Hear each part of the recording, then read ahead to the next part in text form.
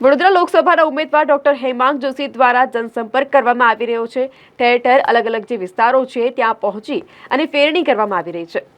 તમામ જે ભાજપના કાર્યકર્તાઓ છે તેઓ પણ તેમની સાથે જોડાતા હોય છે। ત્યારે આજે વોર્ડ નંબર 10 ખાતે તેમના દ્વારા ફેરણી કરવામાં આવી, જનસંપર્ક કરવામાં આવ્યો અને સાથે જ તમામ જે કાર્યકર્તાઓ છે તેઓ પણ જોડાયા હતા। તમામ જે લોકો છે તેમના દ્વારા ફૂલહારથી તેમનું સ્વાગત પણ કરવામાં આવ્યું અને તેમને આવકારવામાં આવ્યા હતા।